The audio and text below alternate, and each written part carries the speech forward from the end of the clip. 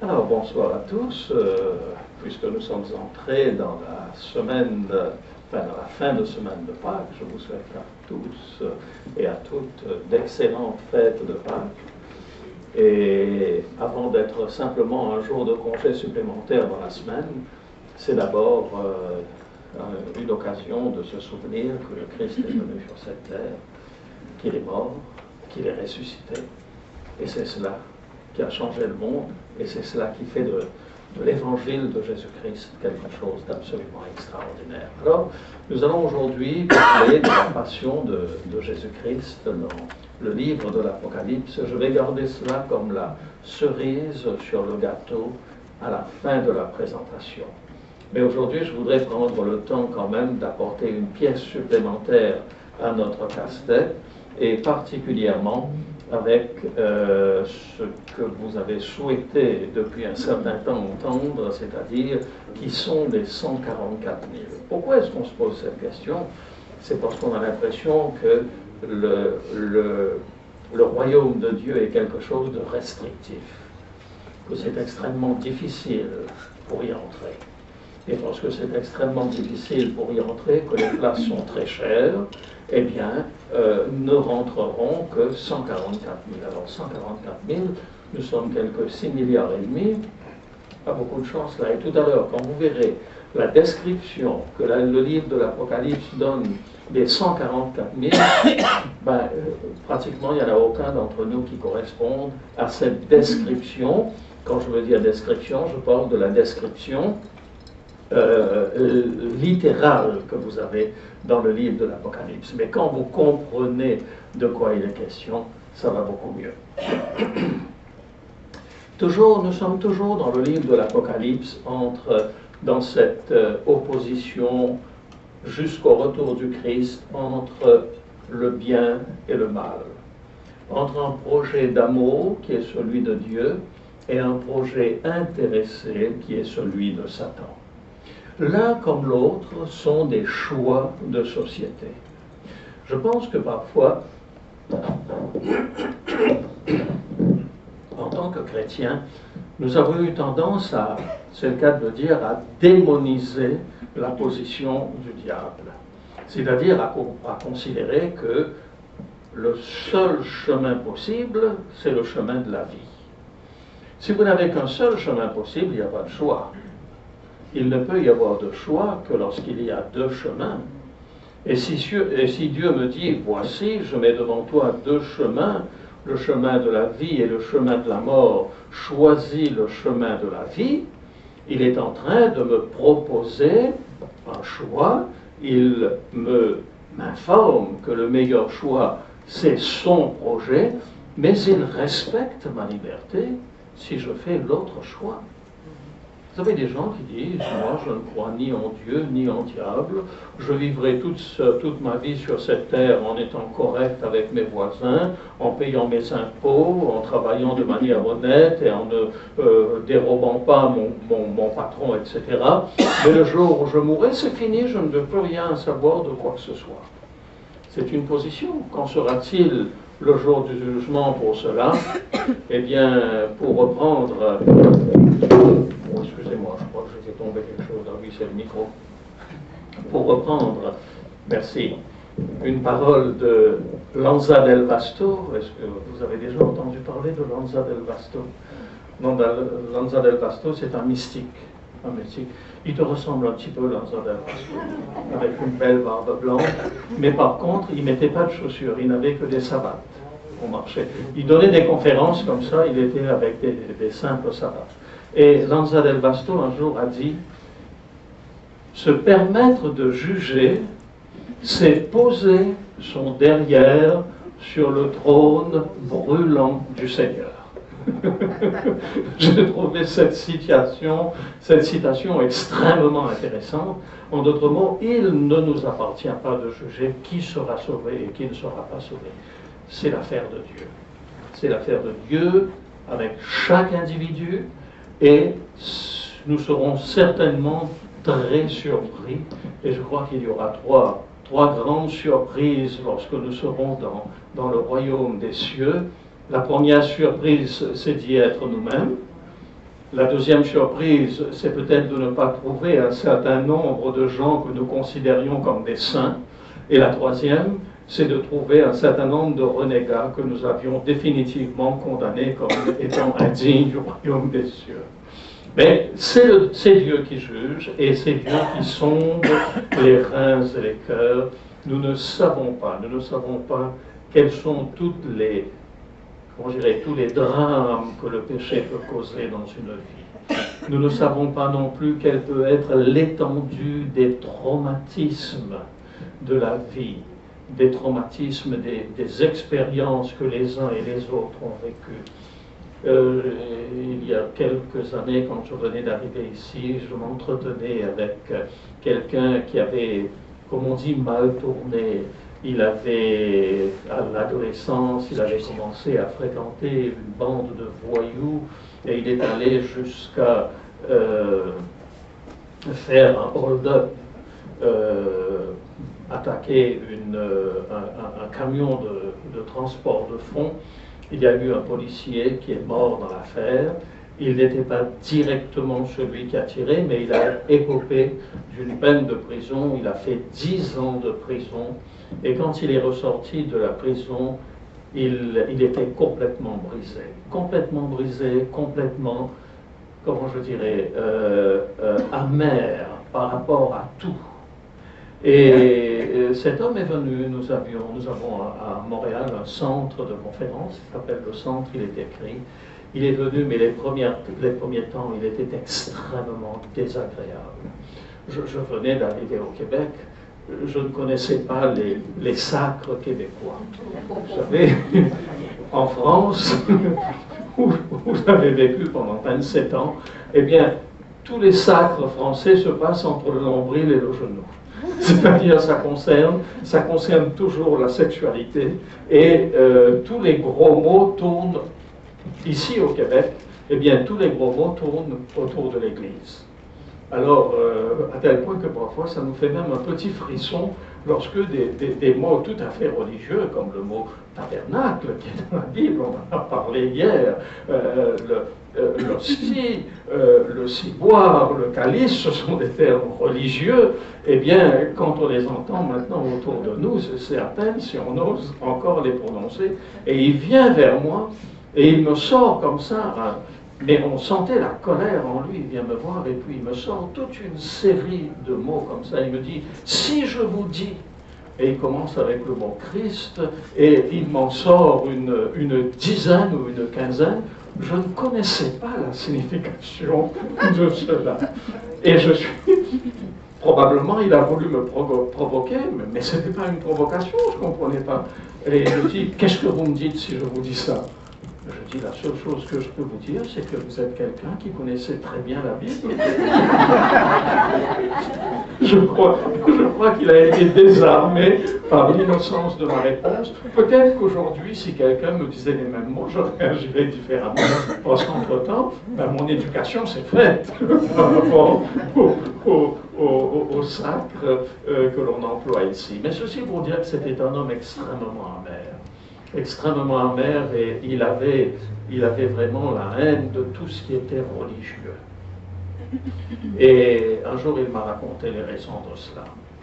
Quand il était enfant, eh bien, dans le village où il habitait, le religieux à qui la famille faisait confiance a mis enceinte sa sœur. Et ensuite, lorsque les choses ont été connues, eh bien c'est la même personne qui a excommunié sa sœur, alors que c'était lui-même qui était le responsable de cette situation. Et cet homme avait mal vécu cela, ce qu'il considérait comme une injustice, comme quelque chose qu'il avait touché personnellement. Il est devenu un vrai brigand. Mais là où les choses se sont encore corsées, c'est que lorsqu'il me raconte ces années de prison, il n'est pas très fort, très grand physiquement. Et puis, quand il est arrivé en prison, il m'a dit, vous savez, les 10 années que j'ai fait en prison, ça a été quelque chose d'absolument horrible. Et il me dit, à un certain moment, je sentais que ma vie était en danger. Et à ce moment, il m'a dit, j'ai dû me prostituer pour survivre dans la prison. Et ça nous fait prendre conscience des drames qu'un être humain peut vivre au fond de lui-même. Et si vous êtes passé par des situations comme celle-là, vous pouvez comprendre que quelqu'un, lorsque vous lui parlez de Dieu ou que vous lui parlez des choses spirituelles, vous dise, écoutez, ça ne m'intéresse pas ce que vous êtes en train de me raconter. Ça ne veut pas dire que ce sont des gens insensibles aux choses spirituelles. Ça veut dire tout simplement que ce sont des gens qui souffrent, et qui souffrent profondément, et qui sont certainement dans une situation de désespoir spirituel. Ils ont plus besoin d'être aidés que d'être condamnés. C'est pour ça que je dis que nul d'entre nous n'a le droit de s'asseoir sur le trône du Seigneur et se permettre de juger qui que ce soit. Ceci dit, Dieu nous offre la possibilité de choisir, il nous dit quel est le bon chemin, il respecte notre liberté de choix, et le livre de l'Apocalypse met en évidence ces deux chemins que Dieu nous propose. Enfin, le chemin que Dieu nous propose et le projet que Satan nous propose, parce que ce n'est pas Dieu qui nous propose les deux chemins, vous aurez fait vous-même la rectification. Lorsque nous regardons la structure du livre de l'Apocalypse, nous l'avons dit, nous sommes dans la vision centrale. Tout le livre de l'Apocalypse nous amène vers les chapitres 11, verset 19, jusqu'au chapitre 15, verset 4. Et dans cela, nous avons vu un certain nombre d'éléments, la scène d'introduction, l'apparition du sanctuaire céleste, la femme et le grand dragon, Michel et le dragon qui combattent dans le ciel, la guerre du dragon contre la femme et sa postérité, la bête qui monte de la mer et qui règne 1260 jours, la bête qui monte de la terre. Ensuite, il y a un intermède, l'agneau et les rachetés sur la montagne de Sion, puis 3 anges qui proclament les jugements de Dieu, et la conclusion qui est la moisson des élus et la vendange des réprouvés. Aujourd'hui, nous allons nous arrêter essentiellement sur l'agneau et les rachetés sur la montagne de Sion, parce que c'est là-dedans que se trouvent justement les 144 000. Alors hier soir, j'ai vu ton geste là. On va encore rater ça. Bon, ben, ce soir, si je suis encore vivant jusqu'à la fin de la conférence, tu sauras tout sur les 144 000. Alors c'est donc sur cet intermède, l'agneau et les rachetés sur la montagne de Sion, que nous allons nous arrêter le plus longuement ce soir. Alors, je chante et puis une petite respiration. Wow. Et tu me prends pas sur. Pardon? Je suis allé beaucoup trop vite ce soir. Je voulais me rattraper des autres soirs.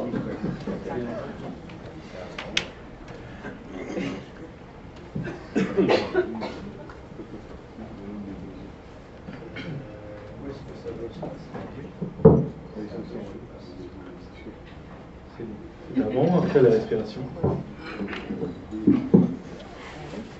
Alors, je crois que c'est la respiration avant et le chantin après. Oui. Merci beaucoup. Pas de problème, c'est gentil. On va faire ça comme ça. Allez. Plus rapidement. Tu vas.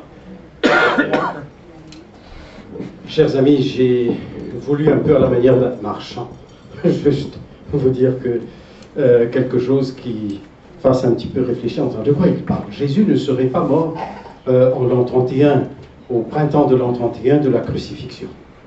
Ce que je vais dire par là, c'est par rapport à ce texte que je vous ai demandé de voir. Alors on va voir avec José. Jésus, à plusieurs reprises, a failli être mis à mort.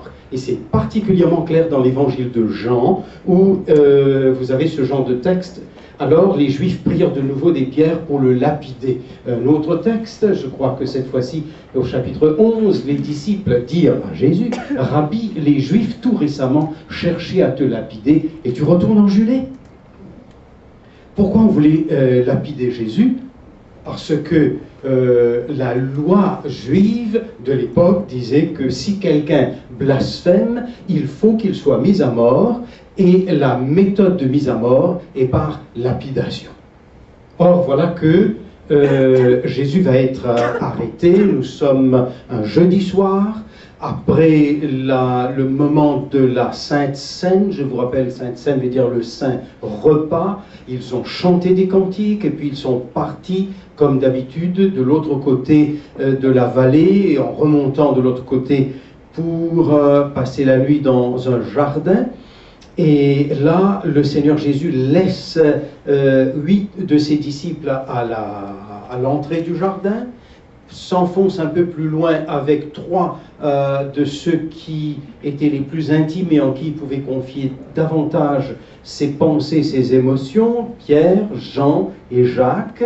Et il leur dit à ceux qu'il a laissés à la porte, comme à ceux qui ont été avec lui un peu plus loin, restez là, priez avec moi. C'est la première fois où le Seigneur Jésus demande aux gens, à ses disciples de prier, mais de prier avec lui et de prier aussi pour lui. Le Seigneur s'éloigne et là, il va littéralement tomber dans une sorte de dépression énorme, car il va dire, Père, si cela est possible, éloigne de moi la coupe. Pourquoi dit-il cela?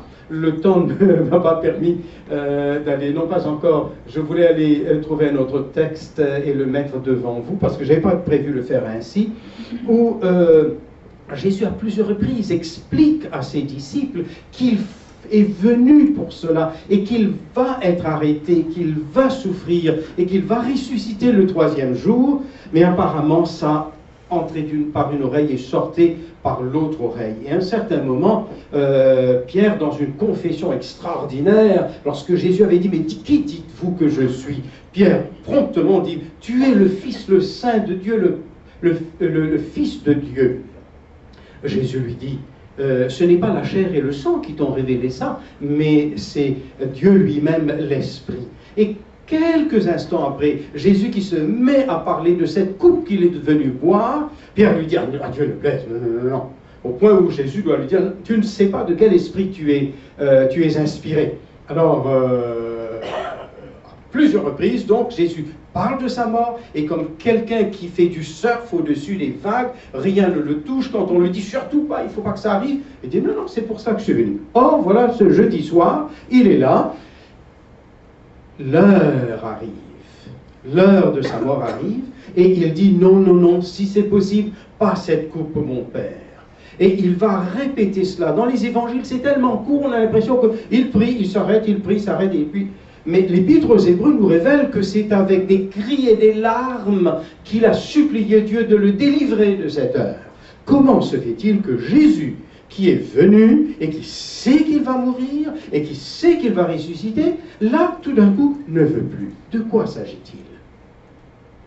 Pas de la crucifixion.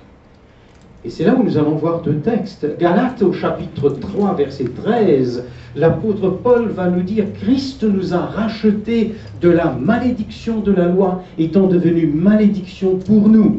Car il est écrit « Maudit et quiconque est pendu aux bois ».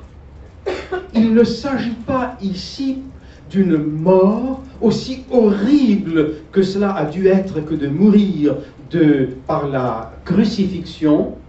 Et c'était une mort horrible, horrible, car les Romains avaient choisi cette ancienne manière de torturer inventée par les Crétois, et puis les Égyptiens aussi l'avaient utilisée. Eux, ils l'avaient récupérée, mais c'était tellement horrible qu'ils réservaient ce type de mort uniquement pour des esclaves en fuite que l'on avait retrouvés, ou pour de très grands criminels, surtout pas un citoyen romain. Pourquoi cela?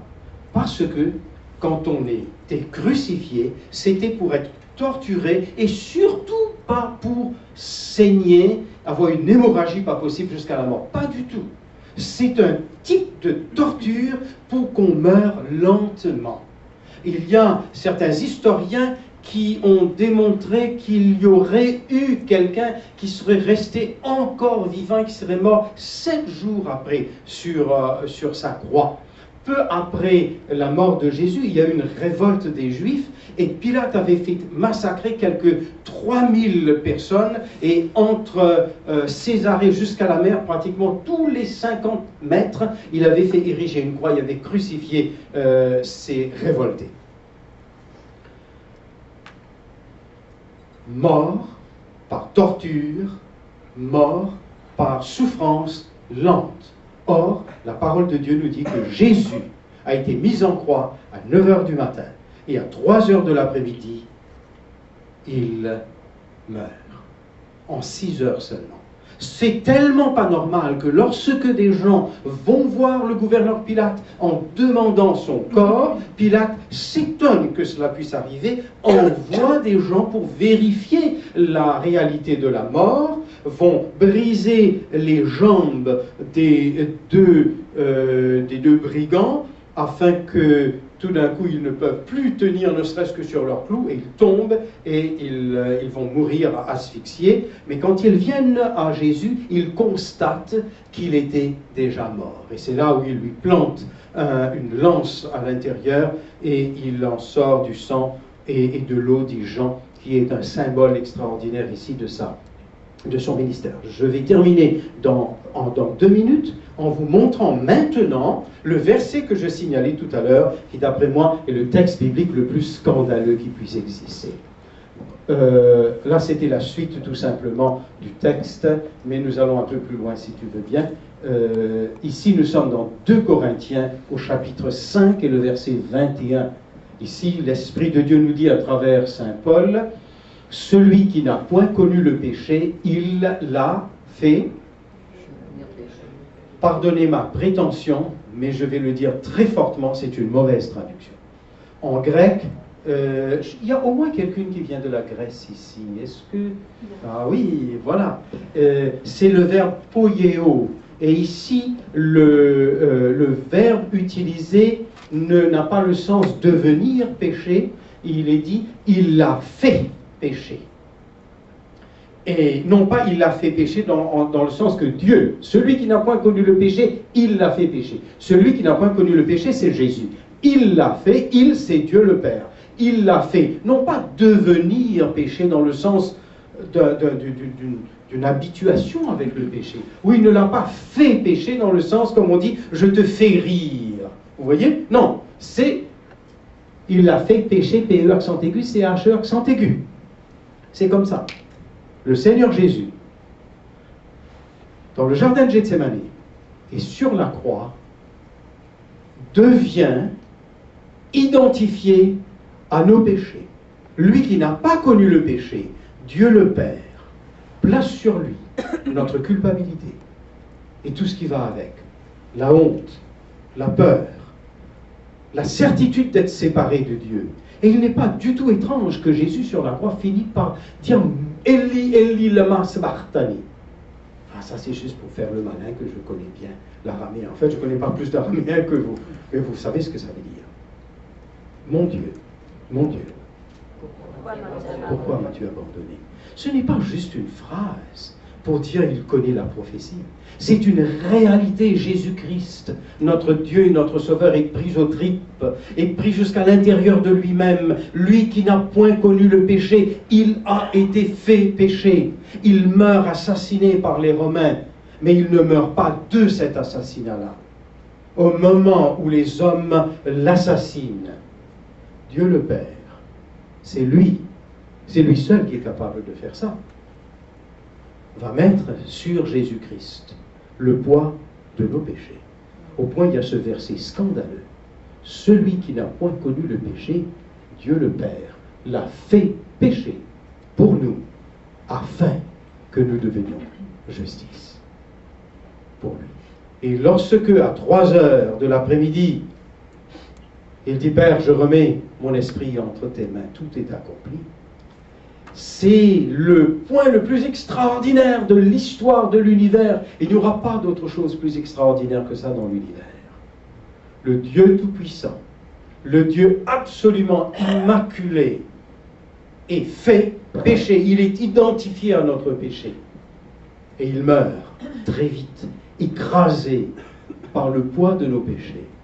il meurt le cœur éclaté. Quand l'aorte subit un dommage important dans un accident et que cela éclate, il y a du sang qui remplit l'ensemble des veines caves qui se coagulent, et à ce moment-là, si vous transpercez le cœur, il en sort justement le sérum d'un côté et les globules rouges accumulés de l'autre.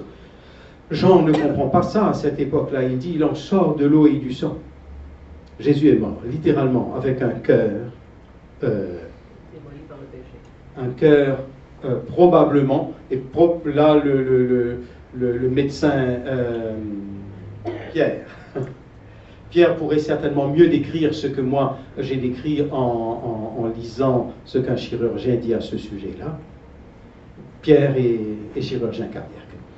Que Jésus n'est pas mort parce qu'il a été crucifié. Bien sûr, il aurait fini par mourir. On va enlever tout le monde de la croix parce que c'est un vendredi saint, c'est un vendredi de Pâques. Mais sinon, on les aurait laissés sur la croix et ils seraient restés vivants, torturés, mourant lentement, perdant très très peu de sang. Jésus n'est pas mort parce qu'il a été crucifié. Jésus est mort parce qu'il a porté mon péché, il s'est identifié à mon péché. Et c'est pour cela que grâce à lui, je puisse moi trouver la justice de Dieu. Amen. Merci. Le chanteur.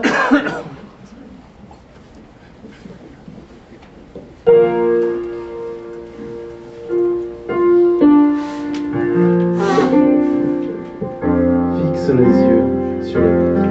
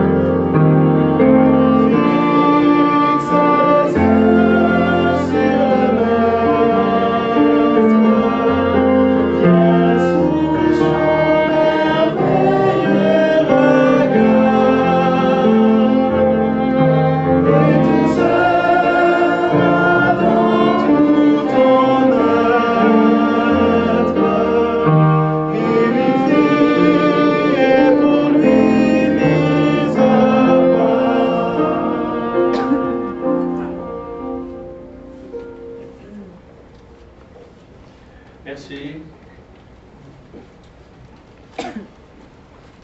Merci Daniel pour cette évocation de ce qu'a été la mort de Jésus sur la croix. Et merci de nous rappeler que il n'y a pas que l'apparence, il n'y a pas que l'aspect de la souffrance physique.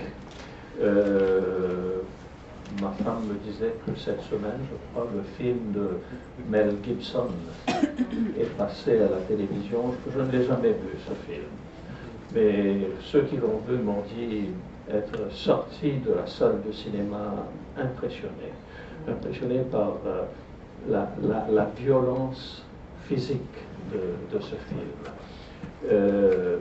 Certes, il y a eu énormément de souffrances physiques que Jésus a connues avant sa mort, mais cette notion que Daniel a soulignée, le fait que Jésus ait été fait péché pour nous, c'est quelque chose qui dépasse notre intelligence. Et tu as tout à fait raison dans mon stress, parce que je ne voulais pas prendre trop de ton temps. Ce que je voulais dire, c'est qu'il y a des milliers de gens qui ont été crucifiés. Oui. Mais ils ne sont pas pour autant notre sauveur. Tout à fait. Merci. Tout à fait. Merci également pour le chantème. C'est toujours agréable de se rappeler que le Seigneur nous invite à fixer, que Dieu nous invite à fixer nos regards sur notre Maître à tous, sur Jésus-Christ. Vous savez, nous demeurons des êtres humains. L'année prochaine, je pars à la retraite. Bon, quand je dis ça, les gens me disent bizarre que vous partiez à la retraite. Regardez les cheveux de Daniel, lui devrait partir à la retraite. Mais en fait, donc, l'année prochaine, cela fera 40 années que j'exerce le ministère pastoral, accompagné par mon épouse. Et je peux vous assurer qu'il y a une chose qui m'a toujours frappé tout au long de mon ministère pastoral, c'est de voir comment nous luttons en permanence pour la transformation de notre caractère. Nous luttons en permanence contre nos passions. Nous luttons en permanence contre nos excès. Et nous oublions une chose, c'est que le Christ a pris sur lui nos péchés. Le Christ a pris sur lui notre culpabilité. Il nous a libérés. Et en nous libérant, il nous a rendu la joie de vivre. Et je peux vous dire que pendant toutes ces années de service pour les autres, je n'ai pas regretté une seule de ces années quand je pouvais constater comment Dieu pouvait transformer le cœur de quelqu'un. Celui dont je vous ai parlé tout à l'heure, qui avait fait de la prison, etc., eh bien, son histoire ne se termine pas de manière négative, puisqu'il avait l'intention de tuer encore 3 personnes. Parmi ces personnes, celui dont il m'avait parlé, etc. Et le jour où il a fini par s'abandonner entre les mains du Christ, il m'a dit, je ne voudrais pas que ce soit vous qui me baptisiez. J'aimerais que ce soit l'une de ces 3 personnes que j'avais l'intention de tuer. Je crois qu'il employait un terme du genre faire la cravate ou quelque chose comme ça. C'est le mot qu'on emploie pour dire que l'on peut tuer quelqu'un. Et c'était quelque chose d'absolument émouvant de voir cet homme qui était plein de colère et de haine pendant, ça a duré quoi, 5 ou 6 ans. Et puis de le voir là, prendre cette décision de baptême et accepter que ce soit celui qu'il avait l'intention de tuer, qui pratique ce geste d'ensevelissement dans l'eau. Il a été plongé dans l'eau, comme le Christ a été plongé dans l'eau. Il a été baptisé de cette manière-là. Et pour moi, c'est la plus grande récompense que je puisse avoir que de voir quelqu'un transformé par la puissance de l'Évangile. Et ça, ce n'est qu'en contemplant Jésus-Christ que nous sommes transformés à son image. Et tant que reviennent chez nous des moments d'impatience, tant que reviennent chez nous des moments de colère, de frustration et autres, tournons les regards vers Jésus. Fixons les yeux sur le Maître et vivons de la vie de Jésus. Et nous serons dans tout notre être, comme dit le chant, vivifiés et mis à part. Donc, l'intermède que nous voulons aborder maintenant, c'est le livre de l'Apocalypse au chapitre 14 et les versets 1 à 5.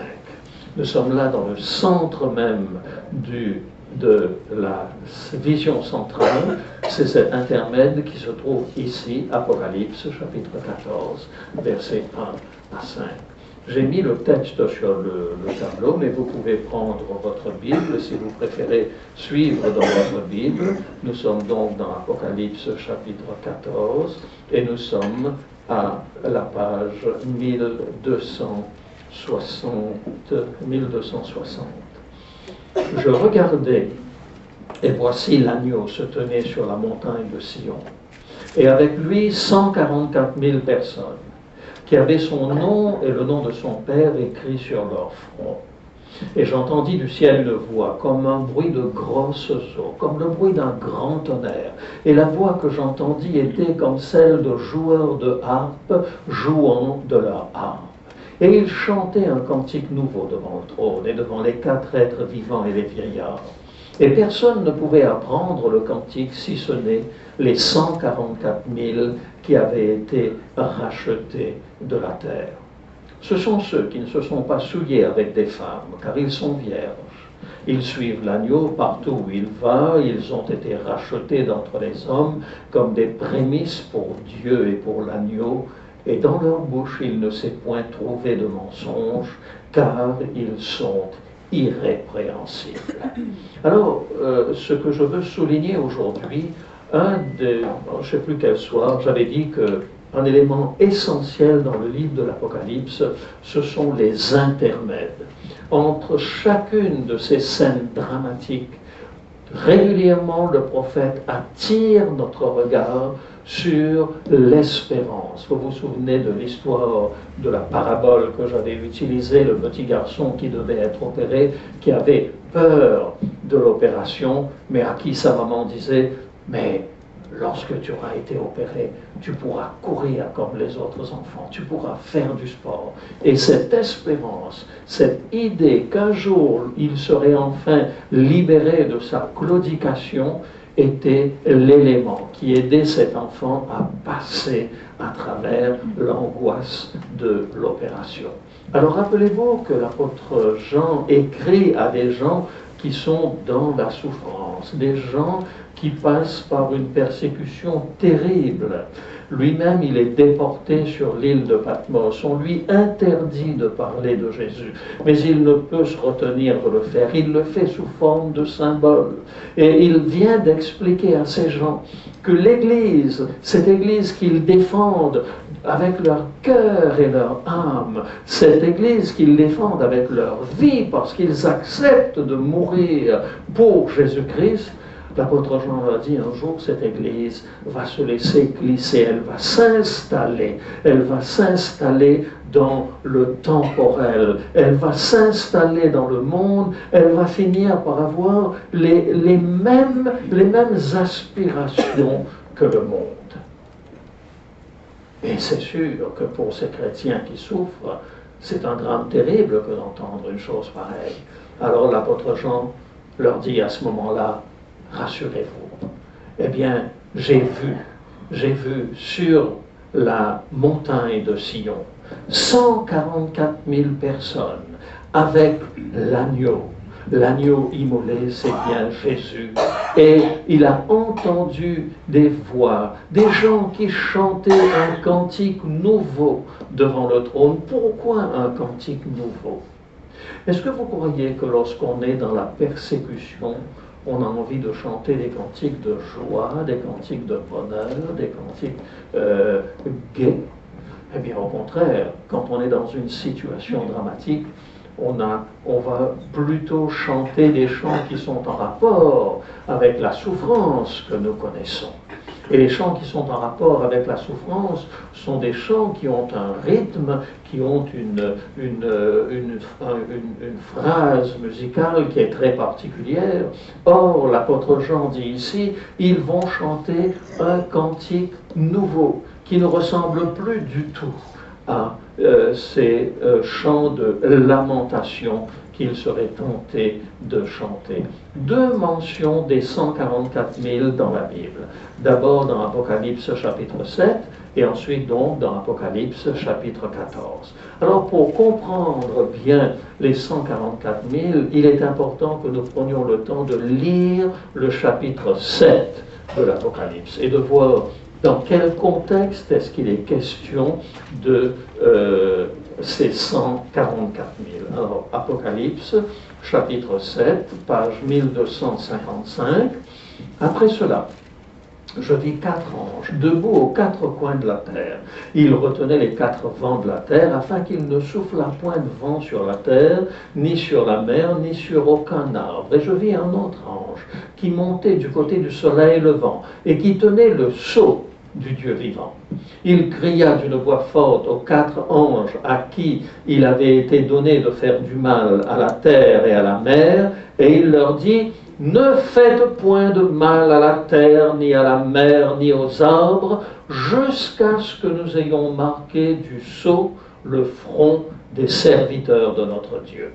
Et j'entendis le nombre de ceux qui avaient été marqués du sceau, 144 000, de toutes les tribus des fils d'Israël, de la tribu de Juda, 12 000, marqués du sceau, de la tribu de Ruben, 12 000, de la tribu de Gad, 12 000, de la tribu d'Azer, 12 000, de la tribu de Nephtali, 12 000, de la tribu de Manassé, 12 000, de la tribu de Siméon, 12 000, de la tribu de Lévi, 12 000, de la tribu d'Isaacar, 12 000, de la tribu de Zabulon, 12 000, de la tribu de Joseph, 12 000, de la tribu de Benjamin, 12 000 marqués du sceau. De la tribu du Québec, je n'en vois aucun. De la tribu de France, je n'en vois aucun. Et de la tribu de l'île Maurice où je suis né, je n'en vois aucun non plus. Ça commence à devenir inquiétant. Nous continuons notre lecture. Et après cela, je regardais, et voici, il y avait une grande foule, que personne ne pouvait compter, de toute nation, de toute tribu, de tout peuple et de toute langue. Ils se tenaient devant le trône et devant l'agneau, revêtus de robes blanches et des palmes dans leurs mains. Et ils criaient d'une voix forte en disant, « Le salut est à notre Dieu qui est assis sur le trône et à l'agneau. » Et tous les anges se tenaient autour du trône et des vieillards et des 4 êtres vivants. Et ils se prosternèrent sur leurs faces devant le trône et ils adorèrent Dieu en disant Amen, la louange, la gloire, la sagesse, l'action de grâce, l'honneur, la puissance et la force soient à notre Dieu au siècle des siècles. Amen. Avant de continuer ma lecture, je voudrais tout simplement vous faire remarquer que là aussi nous avons un Internet. Ce texte du chapitre 7 s'insère justement après cette période des 7 églises de l'Apocalypse où l'apôtre Jean a parlé justement de l'apostasie de l'Église, des persécutions qui allaient durer, et ensuite il tourne à nouveau les yeux de ceux qui vont lire ce livre de l'Apocalypse vers la bienheureuse et merveilleuse espérance de la victoire de Jésus-Christ. La louange, la gloire, la sagesse, l'action de grâce, l'honneur, la puissance et la force soient à notre Dieu au siècle des siècles. Et l'un des vieillards prit la parole et me dit, ceux qui sont revêtus de robes blanches, qui sont-ils et d'où sont-ils venus? Je lui dis, mon Seigneur, tu le sais. Et il me dit, ce sont ceux qui viennent de la grande tribulation. Ils ont lavé leurs robes et ils les ont blanchies dans le sang de l'agneau. C'est pour cela qu'ils sont devant le trône de Dieu et le servent jour et nuit dans son temple. Amen. Celui qui est assis sur le trône dressera sa tente sur eux. Ils n'auront plus faim, ils n'auront plus soif, et le soleil ne les frappera point, ni aucune chaleur, car l'agneau qui est au milieu du trône les paîtra et les conduira aux sources des eaux de la vie, et Dieu essuiera toute larme de leurs yeux. Voilà un chapitre absolument extraordinaire, un chapitre d'espérance. Et vous avez remarqué aussi bien le chapitre 7 que le chapitre 14 parle, lorsqu'il parle des 144 000, d'espérance. Or, il y a un certain nombre de chrétiens, je ne mentionnerai pas le nom d'église que peut-être vous connaissez, mais il y a un certain nombre de chrétiens qui ont fait des 144 000 l'exclusivité de leur église. Je ne sais pas si on a le droit comme ça de s'accaparer de la parole de Dieu et de dire, ben écoutez, c'est juste nous qui sommes concernés, vous. Trop tard, le train est rempli, il est parti, mais si vous n'êtes pas chez nous, vous ne serez pas sauvés. Pour bien comprendre qu'est-ce que c'est que les 144 000, nous allons essayer tout d'abord de définir ce que c'est que le symbolisme des chiffres dans la Bible. Un chiffre symbolise généralement un concept. Il faut savoir que dans l'hébreu ancien, il n'y a pas de mots abstraits. Ce sont des définitions concrètes qui expriment des abstractions. Dites-moi, vous dites à vos enfants, je t'aime plus que tout au monde. Ça pèse combien de kilos, votre amour pour vos enfants? C'est impossible à peser, c'est une abstraction. Le mot amour est une abstraction. Il faut utiliser de paraboles, d'hyperboles, de comparaisons, etc., pour pouvoir exprimer son amour. Alors là, je pense à une petite histoire par rapport à cela. Ça se passe à l'île Maurice, Daniel. Et puis, vous savez, les gens de l'île Maurice chez tout Mauricien, il y a un écrivain qui sommeille. Chaque Mauricien est fier quand, par exemple, il y a une pénurie d'eau dans son secteur, d'écrire au journal local pour dénoncer comment je dirais, la négligence des services municipaux. Et quand son petit article a été publié, eh bien, il le découpe et il le colle sur son mur, il est tout fier de sa prose. Alors certains se prennent même pour des poètes, et voilà qu'il y avait un jeune homme qui déclarait sa flamme à une jeune fille. La jeune fille était dans la cuisine, elle était en train de préparer des patates, et puis elle lui dit, écoute, je t'aime, je t'aime, je t'aime. Et il ne trouvait pas de comparaison pour dire comment il aimait. Il finit par jeter un coup d'œil sur la marmite, et puis il y avait là des pommes de terre qui étaient en train de cuire, et il dit, je t'aime, je t'aime comme la patate en crème qui fait pop-pop dans la marmite.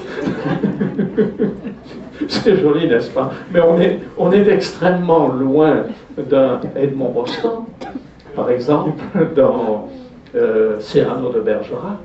Vous savez, lorsque Christian, si vous connaissez la pièce, extrêmement intéressant, grimpe le long de la vigne vierge là, pour aller rejoindre Roxane, et qu'il lui demande un baiser, et il est hésitant, et puis Cyrano de Bergerac lui souffle les phrases depuis l'obscurité en bas de la fenêtre de la chambre de la belle, et il lui fait dire, qu'est-ce qu'un baiser? Un baiser, c'est un point rose sur le i du verbe aimer. C'est joli, hein? C'est bien dit, n'est-ce pas? Si vous avez l'occasion de lire, Cyrano de Bergerac, ça vaut la peine. Alors, vous voyez, on emploie des comparaisons.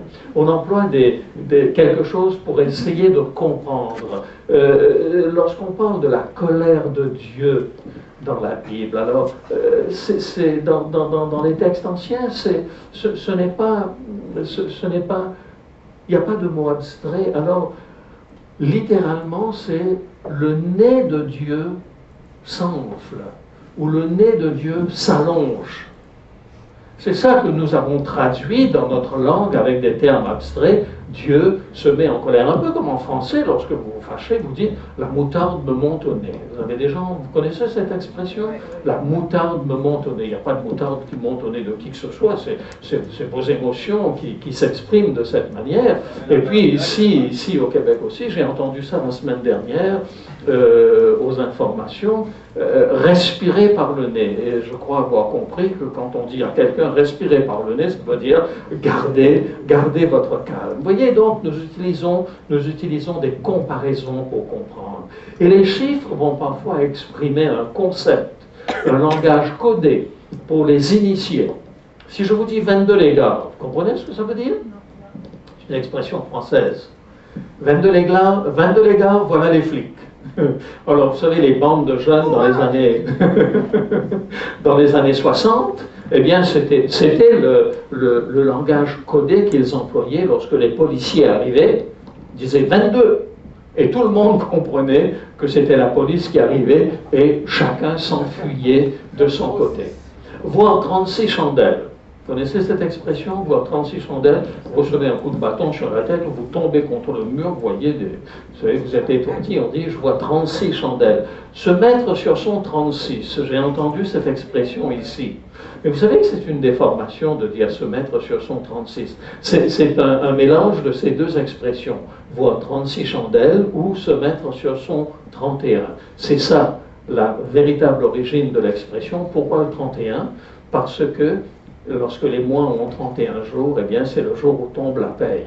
Et c'est à ce moment-là que l'on peut s'habiller vraiment correctement, sortir et puis utiliser l'argent que l'on a. Donc, vous voyez, on utilise des chiffres naturellement pour exprimer quelque chose. Alors, dans la Bible, vous avez un certain nombre de chiffres comme cela. Il me semble que j'ai raté une diapositive ici, je crois, mais je voulais parler du chiffre 3, mais peut-être que ça viendra après, sinon je le dirai qu'en 5 ensuite.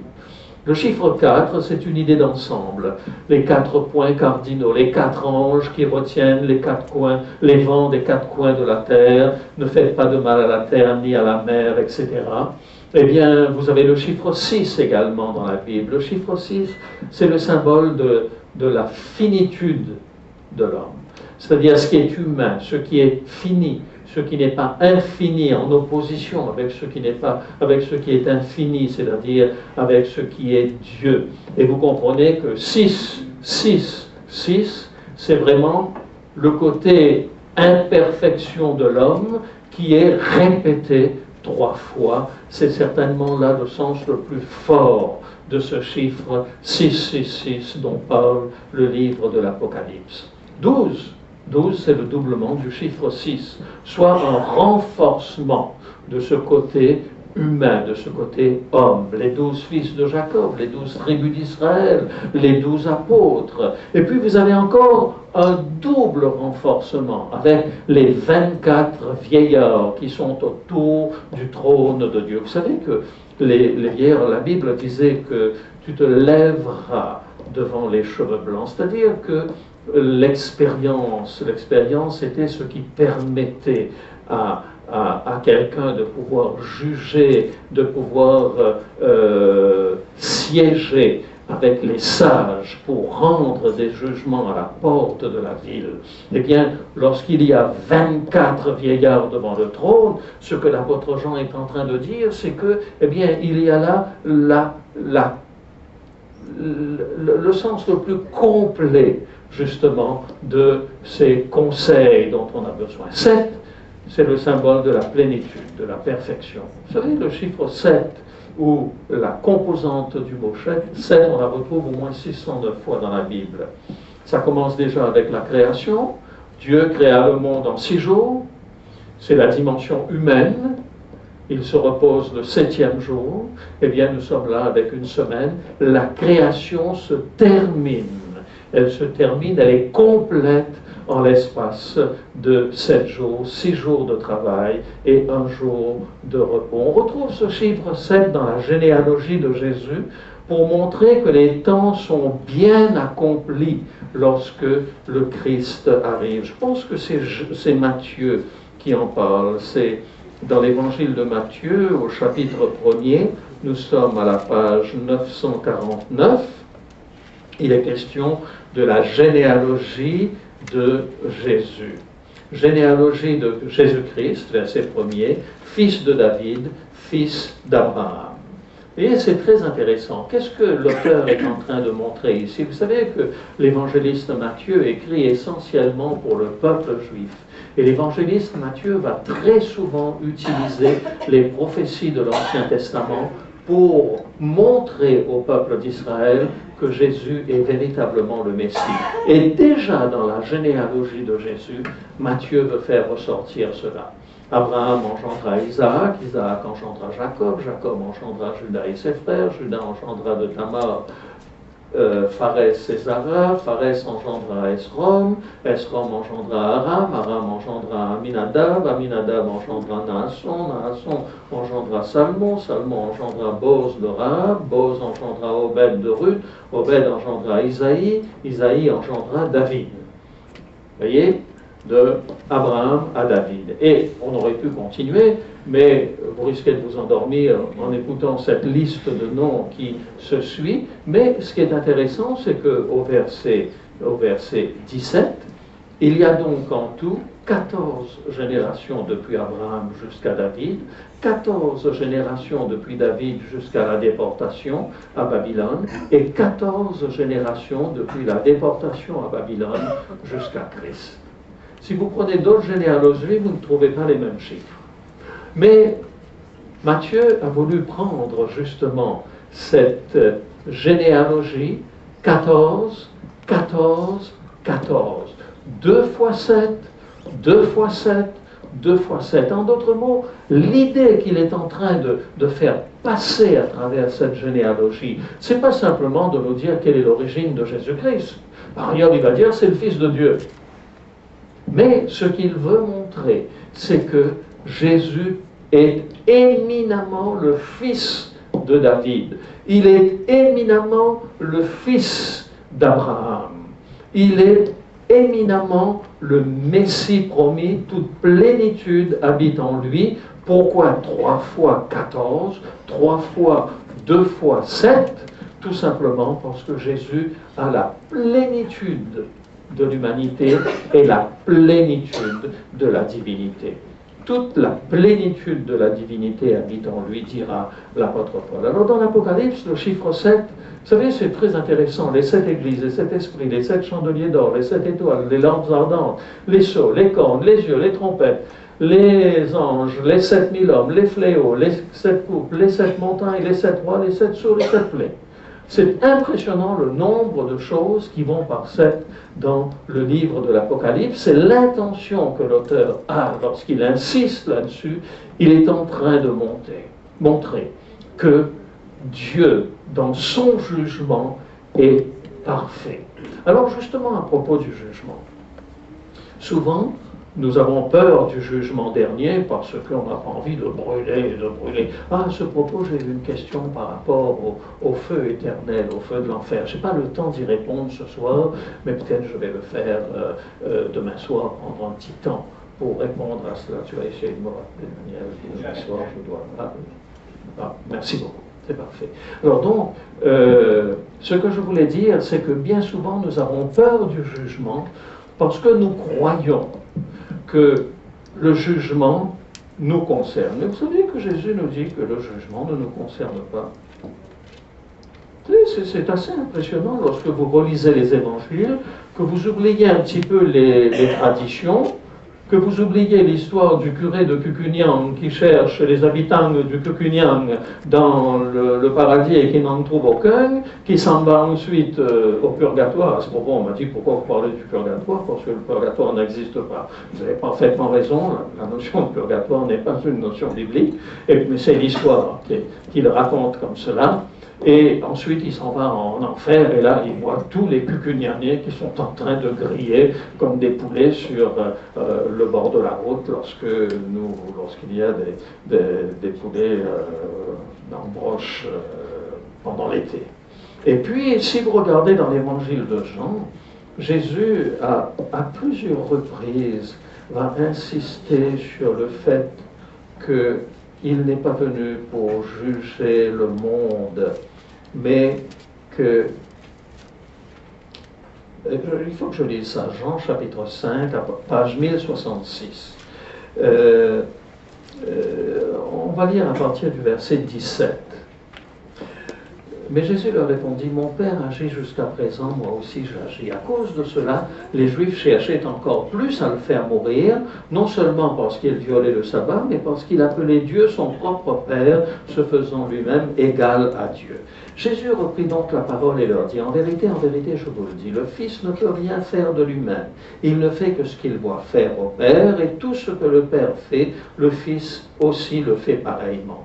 Car le Père aime le Fils et lui montre tout ce qu'il fait, et il lui montrera des œuvres plus grandes que celles-ci, afin que vous soyez dans l'étonnement. Car comme le Père ressuscite les morts et donne la vie, ainsi le Fils donne la vie à qui il veut.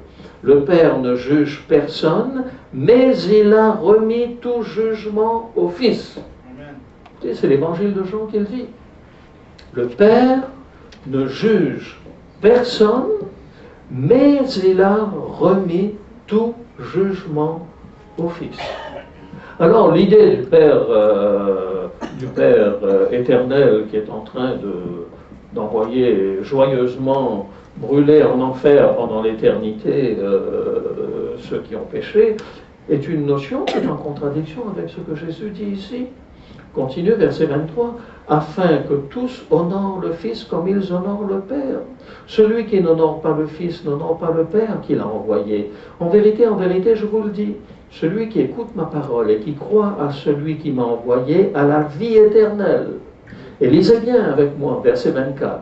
Celui qui m'a envoyé, qui croit en moi et en celui qui m'a envoyé, a la vie éternelle et ne vient point en jugement, mais il est passé de la mort à la vie. Mes amis, c'est ça la bonne nouvelle de l'Évangile. C'est ça la bonne nouvelle de l'Évangile. Vous n'avez pas à craindre l'enfer. Vous n'avez pas à craindre d'être brûlé éternellement. Tout à l'heure, Daniel nous a montré de manière frappante que Dieu a pris sur lui notre péché. Il a pris sur lui notre iniquité, afin que nous soyons justice grâce au fait que le Christ a été fait péché. Regardez le 27-25, on continue. En vérité, je vous le dis, l'heure vient, et elle est déjà venue, où les morts entendront la voix du Fils de Dieu, et ceux qui l'auront entendu vivront. Car comme le Père a la vie en lui-même, ainsi il a donné au Fils d'avoir la vie en lui-même. Et il lui a donné le pouvoir de juger parce qu'il est Fils de l'homme. Ne vous étonnez pas de cela, car l'heure vient où tous ceux qui sont dans les sépulcres entendront sa voix et en sortiront. Ceux qui auront fait le bien ressusciteront pour la vie, mais ceux qui auront fait le mal ressusciteront pour le jugement. C'est pas moi qui le dis, mes amis, c'est l'évangile de Jean, chapitre 5. Et depuis le verset 17 jusqu'au verset 30, Jésus insiste sur le fait que lorsque vous l'acceptez comme votre sauveur, vous passez de la mort à la vie. Il dit, le Père ne juge personne, il m'a remis le jugement. Il le rappellera juste avant de quitter ses disciples. Lorsque sur la montagne où il va être enlevé au ciel, il leur dira, tout pouvoir m'a été donné sur la terre et dans le ciel. Par sa mort sur la croix et par sa résurrection, Jésus devient notre sauveur et nous n'avons plus besoin de passer en jugement si nous l'acceptons comme notre sauveur. Et il est très clair dans le verset 29, puisqu'il dit « Ceux qui auront fait le bien ressusciteront pour la vie, mais ceux qui auront fait le mal ressusciteront pour le jugement. » Le jugement ne vous concerne pas si vous acceptez Jésus-Christ comme votre sauveur. Pas une bonne nouvelle, ça? Écoutez, vous n'êtes pas concerné par le jugement. Le jugement ne concerne que ceux qui disent « je n'ai pas besoin d'un avocat ». Lorsque dans l'Épître aux Hébreux, l'apôtre Paul nous explique le système du sanctuaire, c'est pour cela que j'ai pris le temps de vous expliquer que le projet de Dieu, depuis la Genèse jusqu'à l'Apocalypse, est identique. C'est le même projet, le projet de sauver l'humanité de son péché. Eh bien, lorsque Jésus monte au ciel, l'apôtre Paul nous dit, dans l'Épître aux Hébreux, il nous dit, il est entré une fois pour toutes dans le lieu très saint, non pas avec le sang des boucs et des veaux, mais avec son propre sang. Tout à l'heure, Sébastien vous a parlé d'un livre qui s'appelle « La tragédie des siècles ». Ce livre a une caractéristique extraordinaire. Il a été écrit autour des années 1890, Daniel, approximativement aux environs de 1890. C'est-à-dire il y a plus de 120 ans de cela. Et dans ce livre, justement, il y a un chapitre concernant l'action de Jésus dans le ciel. Et l'auteur du livre dit, lorsque votre nom, mon nom, passe en jugement, Jésus présente son sang à son Père. Il fait exactement, c'est un langage symbolique, je ne pense pas qu'il ait un bol de sang entre les mains, mais c'est un langage symbolique pour dire que de la même manière que sur la terre, le souverain sacrificateur, une fois par an, faisait la purification pour le peuple d'Israël, de la même manière, lorsque notre nom passe en jugement, Jésus présente son sang. Et il dit, je suis mort pour le pardon de ses péchés. Et c'est pour cela que Jésus nous dit dans Jean chapitre 5, celui qui croit en moi, il est passé de la mort à la vie. Et il ne vient pas en jugement. Celui qui refuse Jésus comme son sauveur, ben lui, il devra expliquer un jour pourquoi il a agi de telle ou telle manière. Pourquoi est-ce qu'il s'est comporté de telle ou telle manière? Pourquoi est-ce qu'il a eu telle ou telle attitude dans telle circonstance? Mais ça ne vous concerne pas si vous acceptez Jésus-Christ comme votre sauveur personnel. Et le livre de l'Apocalypse nous parle non pas du jugement des êtres humains, mais ce que je vais dire va peut-être vous choquer. Le livre de l'Apocalypse parle en réalité du jugement de Dieu.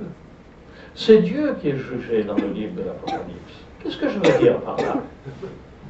Ce que je veux dire est quelque chose d'extrêmement simple à comprendre, même si je le dis de manière un petit peu provocante. En réalité, qu'est-ce qui s'est passé lorsque Lucifer, l'ange de lumière dans le ciel, s'est révolté contre Dieu? Le livre du prophète Ésaïe et le livre du prophète Ézéchiel nous le disent, en utilisant un langage imagé, parlant du roi de Babylone et parlant du roi de Tyr, qui persécutait le peuple de Dieu. Ces deux prophètes vont voir derrière le roi de Tyr et derrière le roi de Babylone celui qui les inspire, c'est-à-dire Satan lui-même. Et quand il voit Satan, il dit, parlant du roi de Tyr et du roi de Babylone, tu étais sur la sainte montagne de Dieu, tu étais dans le jardin d'Éden, mais le roi de Tyr n'a jamais été dans le jardin d'Éden. Ce qu'il veut dire, c'est celui qui inspire le roi de Tyr. Tu étais dans le jardin d'Éden, tu étais parfait en beauté, jusqu'à ce que dans ton cœur se soit trouvé l'orgueil, et que tu aies convoité la place du Très-Haut. Tu disais, j'élèverai mon trône au-dessus des cieux. Et c'est cela le drame de Satan. C'est là qu'il se révolte contre Dieu. Et l'accusation qu'il va porter contre Dieu, c'est que Dieu est un despote, parce qu'il a un seul projet, et qu'en dehors de son projet, rien ne vaut la peine. Et il remet en question le projet de Dieu. Et vous savez que sa révolte, ce n'est pas juste un fruit qui est très beau, que Ève a vu et qu'elle a voulu croquer. D'ailleurs, à ce propos, ce n'était pas une pomme, hein, c'était une mangue. Parce que qui perdrait le paradis pour une pomme? Tandis qu'une mangue, alors là, ça je peux comprendre. C'est une plaisanterie. Mais ceci pour dire que le péché dépasse infiniment un problème de convoitise, un problème de goût. Le péché dans le ciel a touché un tiers des anges. La queue du dragon emporte un tiers des étoiles du ciel dans sa révolte. Le péché, c'est quelque chose de dramatique, mes amis. Le péché, c'est quelque chose qui touche profondément non seulement l'humanité, mais qui a ébranlé l'univers tout entier. Et cette accusation de Satan, elle continue tout au long des temps. Lorsque Dieu lui fait remarquer qu'il n'est pas le représentant de la terre, mais que le rôle de cultiver de la terre et de le garder, Dieu l'avait donné à Adam et Ève. Et quand Satan se présente au conseil de Dieu, Dieu lui dit, mais d'où viens-tu, Satan? Il dit, mais, je paraphrase, mais je viens de chez moi. Je viens de parcourir la terre et de m'y promener. Et Dieu lui dit, non, non, non, la terre ne t'appartient pas totalement. Il y a encore des hommes droits et honnêtes. Regarde mon serviteur Job. C'est Dieu qui parle. Et c'est Dieu qui dit, c'est un homme intègre et droit. Et Satan dit, mais ça se comprend qu'il soit intègre et droit. Tu n'arrêtes pas de le pourrir et de le gâter. Tu lui donnes tout. Il a des brebis qui couvrent le pays, il a des chameaux en quantité, il a des terres, il a sa femme, il a ses enfants, il est heureux, il est en bonne santé. Qu'est-ce que tu veux? Il t'aime par, vous vous rappelez les deux mots? Amour ou intérêt. Ou intérêt. Il t'aime par intérêt. Et d'ailleurs, il le dit dans le livre. Excusez-moi, je parle un petit peu fort, peut-être qu'il faut baisser un petit peu. Hein? Merci. Et il le dit dans le livre de Job.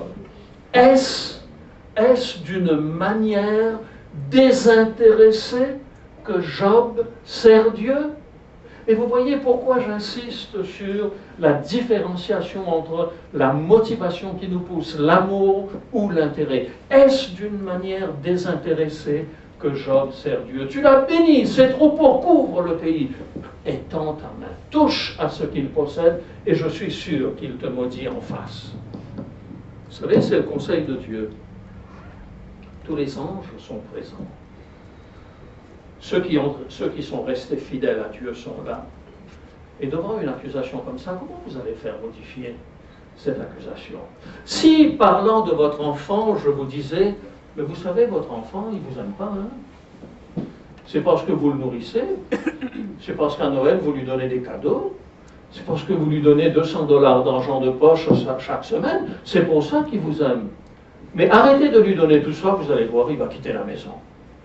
Comment vous allez pouvoir prouver véritablement que votre enfant vous aime, et vous aime de vrais sentiments et non pas par intérêt?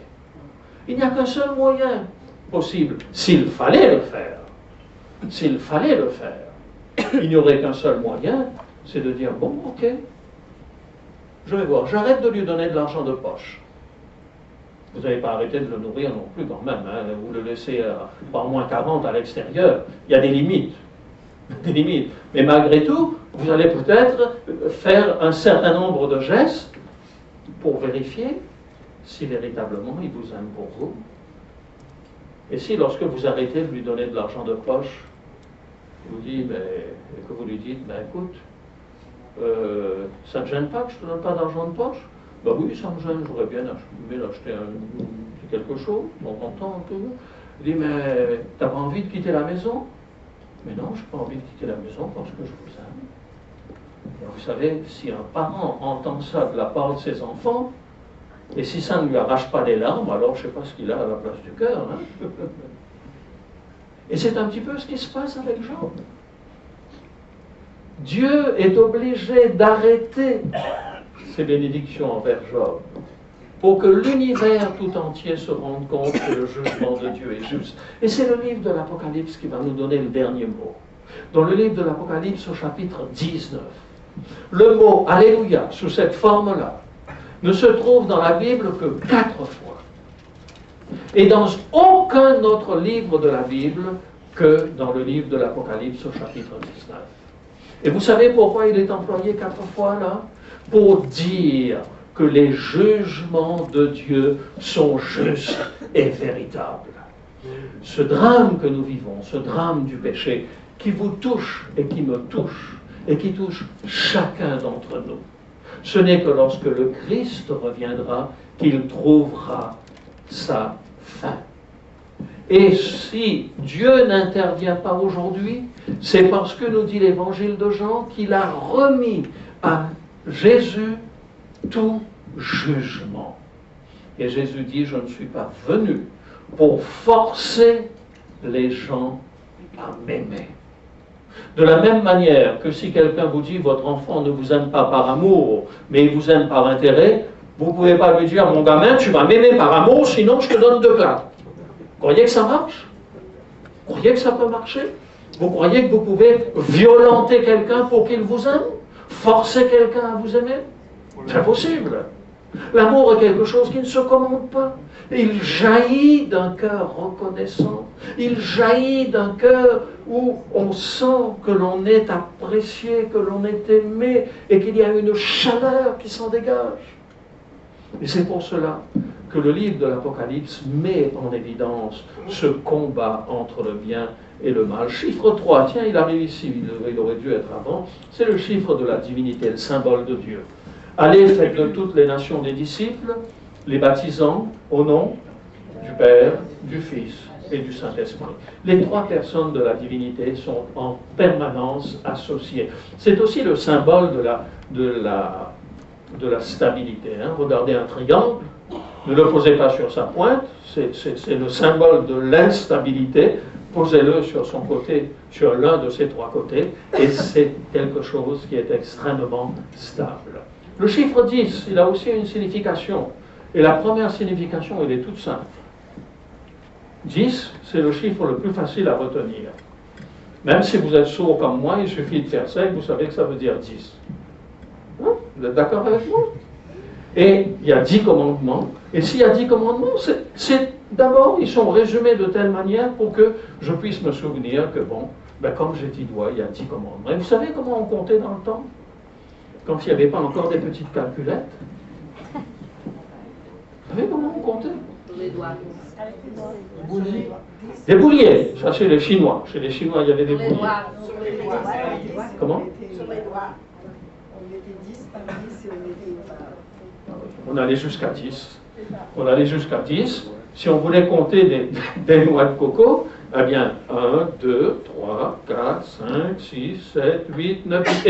Et même si vous ne connaissez pas les chiffres, prenez une noix de coco, vous posez à côté, vous ramassez un doigt, prenez une noix de coco, vous ramassez le deuxième doigt, et vous arrivez jusqu'à 10 comme ça. Quand vous arrivez à 10, là, vous êtes coincé. Alors, vous mettez un petit bâton pour représenter 10.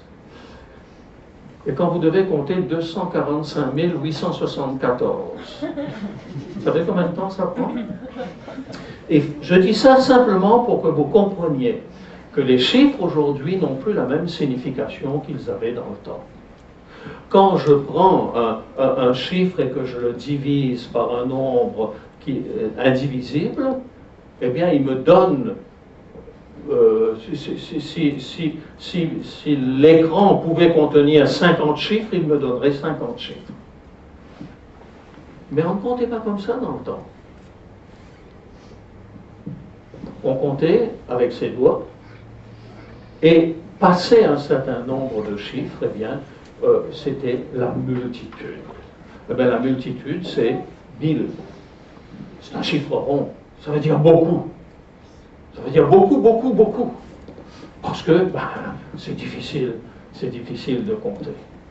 Et il faut bien comprendre cela pour se remettre dans l'esprit du texte et comprendre la révélation qui est donnée. Alors dans Apocalypse 14, nous avons lu tout à l'heure la description qui nous est donnée aussi des 144 000. On va essayer de comprendre ce que cela représente, mais d'abord on va ensemble faire un petit test, simplement pour voir quelles sont les caractéristiques. Et quand vous correspondez aux caractéristiques, vous me dites « je fais partie des 144 000 ».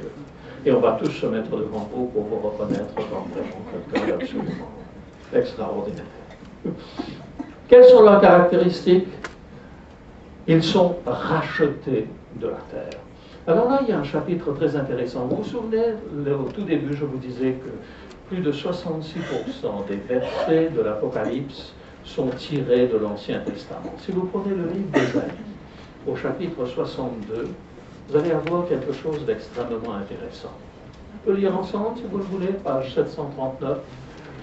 Pour l'amour de Sion, je ne me tairai point. Pour l'amour de Jérusalem, je ne prendrai point de repos, jusqu'à ce que son salut paraisse comme l'aurore et sa délivrance comme un flambeau qui s'allume. Alors les nations verront ton salut et tous les rois ta gloire, et l'on t'appellera d'un nom nouveau que la bouche de l'Éternel déterminera. Tu seras une couronne éclatante dans la main de l'Éternel, un turban royal dans la main de ton Dieu. On ne te nommera plus délaissé, on ne te nommera plus, on ne notera plus ta terre désolation, mais on t'appellera mon plaisir en elle, et l'on appellera ta terre épouse, car l'Éternel met son plaisir en toi, et ta terre aura un époux.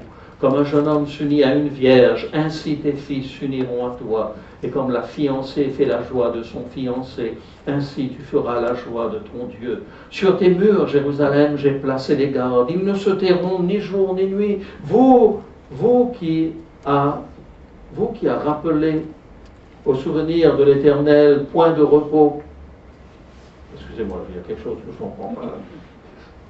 Vous qui a rappelé au souvenir de l'Éternel, c'est ça que tu as dans ta version aussi?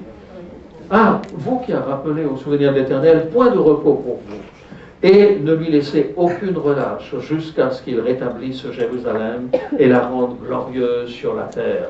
L'Éternel l'a juré par sa droite et par son bras puissant. Je ne donnerai plus ton blé pour nourriture à tes ennemis, et les fils de l'étranger ne boiront plus ton vin produit de tes labeurs. Mais ceux qui auront amassé le blé le mangeront et loueront l'Éternel, et ceux qui auront récolté le vin boiront dans les parvis de mon sanctuaire. Franchissez les portes, préparez un chemin pour le peuple, frayez la route, ôtez les pierres, élevez une bannière vers les peuples. Voici ce que l'Éternel proclame aux extrémités de la terre. Dites à la fille de Sion, voici ton sauveur arrive, voici le salaire est avec lui, et les rétributions le précèdent. On les appellera peuple saint, racheté de l'Éternel, et toi, on t'appellera recherché, ville non délaissée. On t'appellera racheté de l'Éternel. C'est un psaume messianique. C'est un psaume qui annonce le Messie. C'est un psaume qui annonce le renouvellement de toutes choses. Ils sont rachetés de la terre. Et lorsque Jean en parle, les gens qui reçoivent son message connaissent le livre d'Ésaïe et ils savent à quoi il est fait référence. Ils ont également le nom de Jésus et celui de son Père écrit sur leur front. Vous avez remarqué que dans le livre de l'Apocalypse, il y a 2 sceaux. Il y a d'une part la marque de la bête sur la main et sur le front, et vous avez également le sceau de Dieu sur le front de ceux qui ont été marqués. C'est le propre de ce texte qui parle des 144 000. Ils chantent un cantique nouveau que seuls peuvent apprendre, que eux seuls sont capables d'apprendre. Ils chantent devant le trône, devant les 4 êtres vivants et devant les 24 vieillards. Ils sont vierges. Alors là, mesdames, si vous pensez que c'est un chiffre littéral, il n'y aura pas une seule femme dans les 144 000. Parce que le texte dit, ils sont vierges, ce sont des hommes qui ne se sont pas souillés avec les femmes. Alors là aussi, il faudrait peut-être expliquer ce que ça veut dire se souiller avec les femmes, parce que je sens que si je continue sur cette lancée sans explication, je vais me faire étriper, je vais ressortir ici sans un seul cheveu. Et c'est pas du tout le sens dans lequel on le comprend. En fait, lorsqu'il est dit qu'ils sont vierges, c'est intéressant de prendre, par exemple, le texte, je ne sais pas si c'est bien le texte d'Ézéchiel 44, je voulais lire avec vous, Ézéchiel 44, verset 21. Oui. Ézéchiel 44, verset 21. Aucun sacrificateur ne boira du vin lorsqu'il entrera dans le parvis intérieur. Ils ne prendront point pour femme ni une veuve, ni une femme répudiée, mais ils prendront des vierges de la race de la maison d'Israël. Ils pourront aussi prendre la veuve d'un sacrificateur. Ils enseigneront à mon peuple à distinguer ce qui est saint de ce qui est profane, et ils feront connaître la différence entre ce qui est impur et ce qui est pur. En fait, Dieu va utiliser pour les sacrificateurs en Israël un symbole très fort, en disant « Je veux que vous meniez une vie à part. » Et comment vous allez mener une vie à part? Ne venez pas ivre pour célébrer Dieu ou pour présenter des sacrifices. Vous ne toucherez pas au vin lorsque vous officiez. D'autre part, dans votre vie, je voudrais qu'il y ait un certain nombre d'éléments qui montrent que vous avez été mis à part. Et parmi ces éléments, il y a cette notion de virginité que nous retrouvons ici. Ouais, je l'avais écrit ici, le verset, et puis je l'ai oublié. 2 Corinthiens 11, verset 2, est un verset très intéressant. C'est l'apôtre Paul qui parle. Et il parle de cette notion de virginité. Il dit, car je suis jaloux de vous d'une jalousie de Dieu, parce que je vous ai fiancé à un seul époux pour vous présenter à Christ comme une vierge pure. Alors, ouf! Rassurez-vous, mesdames, dans les 144 000, il n'y aura pas que des hommes. C'est un langage symbolique dans lequel le texte est en train de dire, prenant des symboles de l'Ancien Testament, que ces 144 000 sont mis à part pour un service particulier, de la même manière que les sacrificateurs dans l'Ancien Testament étaient mis à part pour un service particulier. Ils suivent l'agneau partout, ils sont les prémices des rachetés. Là aussi, il faut connaître le langage de l'Ancien Testament. Lorsque quelqu'un avait cultivé son champ, eh bien, les premières gerbes qu'il coupait, il les apportait au sanctuaire, c'était les prémices, les premières gerbes. D'ailleurs, il y avait parmi les fêtes religieuses d'Israël la fête des prémices. Et ils sont en quelque sorte les prémices des rachetés. C'est la première gerbe. Et vous savez que lorsque Jésus est ressuscité, l'un des évangiles nous le dit, je n'ai pas noté le verset ici, Mais l'un des évangiles nous dit que lorsque Jésus est mort sur la croix, eh bien, il y a eu des gens qui ont ressuscité. Je ne sais pas si tu peux retrouver le verset, Daniel, puisque tu as accès à l'Internet là. Ça serait intéressant d'avoir ce verset. Et l'apôtre Paul parle aussi des prémices de la résurrection que Jésus a emmené avec lui. Alors pourquoi 144 000? Alors si vous avez compris le principe des chiffres dans la Bible, vous comprenez que les chiffres ont une signification symbolique. 144 000, eh bien tout d'abord, c'est 12 multiplié par 12. 12 fois 12, 144. Nous l'avons dit, les 12 tribus d'Israël, les 12 apôtres, nous retrouvons là des symboles très forts de ceux qui ont symbolisé dans l'Ancien Testament comme dans le Nouveau Testament, ceux qui ont été à la tête du peuple de Dieu, les 12 fils de Jacob, les 12 disciples choisis, les 12 apôtres choisis par Jésus. Multiplié par 1000, 12 fois 12, 144, multiplié par 1000, nous arrivons à 144 000. Pourquoi 1000? Je vous l'ai dit tout à l'heure, quand on compte sur ses doigts pour arriver à 1000, ben ça fait un paquet de chiffres. En réalité, quand on dit 1000, c'est un chiffre rond pour dire c'est une quantité absolument extraordinaire. Et puis, si vous aviez encore l'illusion que vous deviez faire partie des 144 000, vous devez juste savoir que le texte de Apocalypse chapitre 7 nous dit qu'il y en a 12 000 de chaque tribu d'Israël. Alors si vous ne faites pas partie des 12 tribus d'Israël, vous ne pouvez pas être dans ces 144 000. Tiens, on est déjà à la cerise. Quelle heure est-ce qu'il est, Daniel? Combien de temps il nous reste? Il est 9h moins 25. Il est 9h moins 25? Tu es tellement passionné par ce que je dis que tu oublies de me dire les 10 minutes.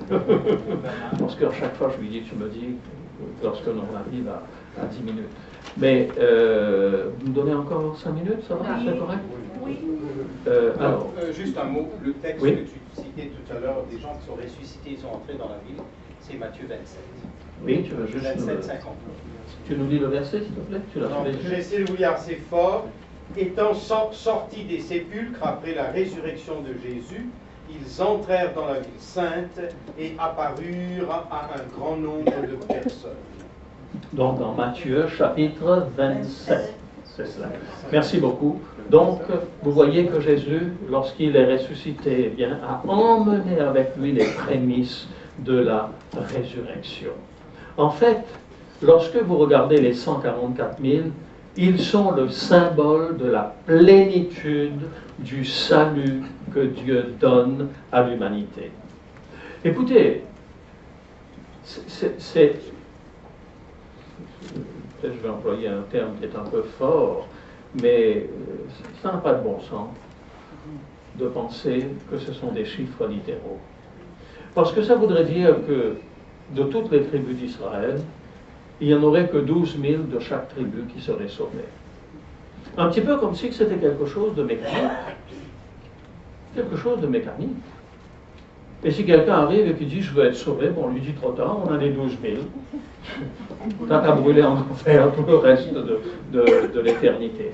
Il n'y a pas de sens dans cette affaire-là. Mais si nous comprenons le sens spirituel des chiffres, nous comprenons que 12, renforcé par 12, 144, renforcé par un chiffre qui représente une infinité, est en train de nous dire que, eh bien, le projet de Dieu, c'est le symbole de la plénitude du salut en Christ. Et si les 144 000 représentent ceux qui ont subi le martyre et qui ont témoigné au prix de leur vie, les autres, vous et moi qui avons accepté Christ, sans passer par l'épreuve suprême de donner notre vie pour Christ, nous avons aussi notre place. Nous sommes cette grande foule dans Apocalypse chapitre 7 et le verset 9 dont il est dit qu'il était impossible de les compter. Le salut de Jésus-Christ n'est pas un salut limité ou dans le temps ou par le nombre. Le salut de Jésus-Christ est un salut gratuit, car Dieu a tant aimé le monde qu'il a donné son Fils unique, afin que 144 000 puissent être sauvés. C'est ça que dit Jean 3, verset 16? Pas du tout. Car Dieu a tant aimé le monde qu'il a donné son Fils unique, afin que quiconque croit en lui ne périsse point, mais qu'il ait la vie éternelle. Vous savez, l'amour, nous dit la parole de Dieu, bannit la crainte.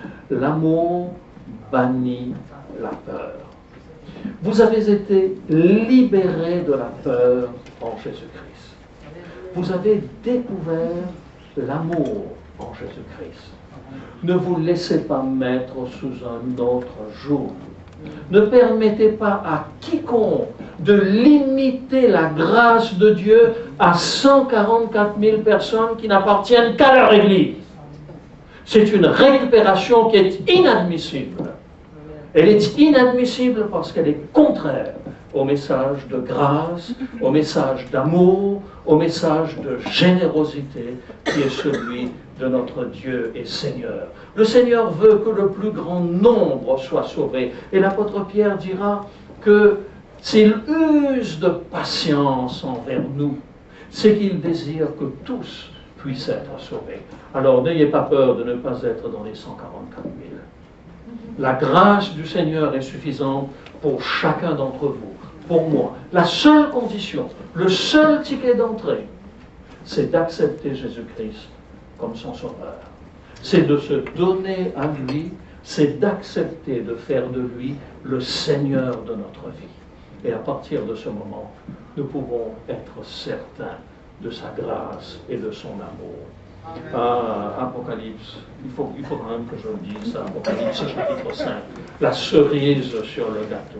La cerise sur le gâteau dans Apocalypse chapitre 5, c'est quelque chose d'absolument extraordinaire. Puis je vis, page 1254, je vais aller très vite. Puis je vis dans la main droite de celui qui était assis sur le trône un livre, écrit en dedans et en dehors, scellé de 7 sceaux. Et je vis un ange puissant qui criait d'une voix forte, qui est digne d'ouvrir le livre et d'en rompre les sceaux. Et personne dans le ciel, sur la terre, sous la terre, ne put ouvrir le livre ni le regarder.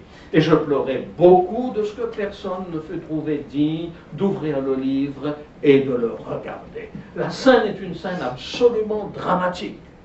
Jean est transporté dans la présence du Tout-Puissant.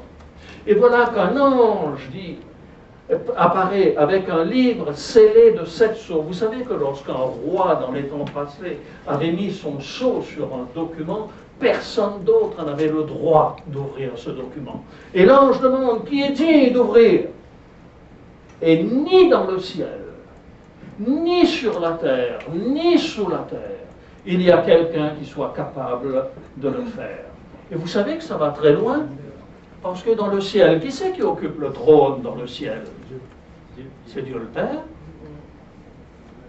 Et le texte est en train de nous dire que même Dieu le Père ne peut pas ouvrir ce livre scellé de 7 sceaux. Et l'on peut comprendre que Jean se met à pleurer toutes les larmes de son corps. Et au verset 5, et l'un des vieillards me dit, ne pleure point, voici le lion de la tribu de Juda, le rejeton de David a vaincu pour ouvrir le livre et ses 7 sceaux. Et vous voyez un petit peu le moment dramatique ici.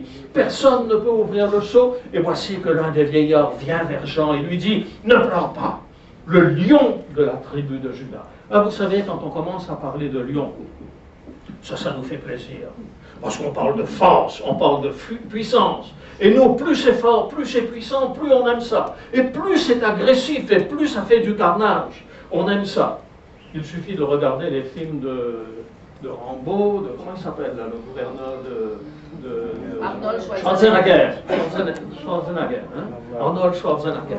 Ça se massacre, et plus ça se massacre, plus les gens ont la bouche ouverte devant l'écran de la télévision. On aime la violence, on aime la force, on aime imposer les choses. Et voilà que le texte dit, le lion de la tribu de Juda a vaincu. Alors l'apôtre Jean est heureux comme tout. Et il se retourne pour voir ce lion de la tribu de Juda. Et que voit-il au verset 6 ? Et voici, au milieu du trône et des 4 êtres vivants, et au milieu des vieillards, un agneau qui était là comme immolé. Il avait 7 cornes et 7 yeux, qui sont les 7 esprits de Dieu, envoyés par toute la terre. Il vint, et il prit le livre de la main droite de celui qui était assis sur le trône. Extraordinaire comme vision. Ce n'est pas par la force, ce n'est pas par la puissance, dit Dieu, c'est par l'agneau de Dieu que vous allez vaincre. Vous ne serez jamais plus grand que le jour où vous vous mettrez sur vos genoux et que vous accepterez Jésus-Christ comme votre sauveur. Parce que le lion de la tribu de Juda, c'est l'agneau qui a été immolé. C'est celui qui disait, lorsqu'on vous frappe sur une joue, présentez l'autre joue. C'est celui qui, lorsqu'il était sur la croix, et qu'il avait là toute la souffrance et tout le péché de la terre sur ses épaules, pouvait regarder ces gens sans aucune frustration et dire, Père, Père, pardonne-leur. Ils ne savent pas ce qu'ils sont en train de faire. Ils ne se rendent pas compte qu'ils sont en train de mettre à mort celui qui est venu pour leur révéler l'amour.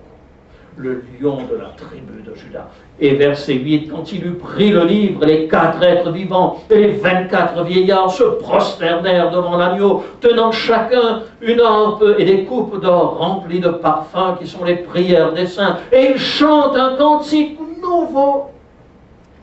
Et ils chantent un cantique nouveau, c'est ce que l'on a revu pour les 144 000, disant, tu es digne de prendre le livre et d'en ouvrir les sceaux, car tu as été immolé et tu as racheté pour Dieu par ton sang des hommes de toute tribu, de toute langue et de tout peuple et de toute nation.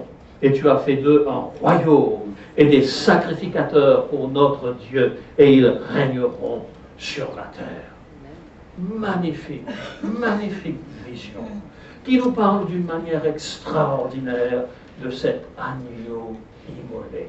Magnifique vision qui nous rappelle que c'est par l'amour de Jésus-Christ que ce monde peut être transformé. Magnifique vision qui nous dit que notre rôle n'est pas d'imposer le christianisme à ce monde par la violence, mais d'ouvrir les bras, comme Jésus sur la croix, et dans un geste d'amour, exprimé à tous ceux qui sont malades, physiquement et spirituellement, que Dieu les aime, comme il vous a aimé personnellement, et qu'il veut changer votre vie. Prions ensemble. Notre Dieu, notre Père, nous sommes émus lorsque nous lisons ce livre de l'Apocalypse. C'est pour ceux qui n'ont pas reçu l'amour de la vérité, c'est pour ceux qui se sont éloignés de toi, c'est un livre qui fait peur. Lorsque nous te découvrons et que nous découvrons ton amour, Seigneur Jésus, nous sommes profondément bouleversés, remués. Merci d'être l'agneau de Dieu qui ôte le péché du monde. Et alors que le soleil vient de se coucher, alors qu'il y a 2000 ans de cela, tu reposais dans la tombe pendant le jour du sabbat, nous voulons aussi, pendant ces heures qui viennent, d'une manière toute particulière, méditer sur ce que tu as fait pour ce monde. Nous voulons, Seigneur, être partenaires avec toi pour transformer ce monde et le préparer à ton retour, non par la force ou par la violence ou par l'intérêt personnel, mais en partageant ton amour avec ceux qui nous entourent. Au nom de Jésus. Amen. Amen.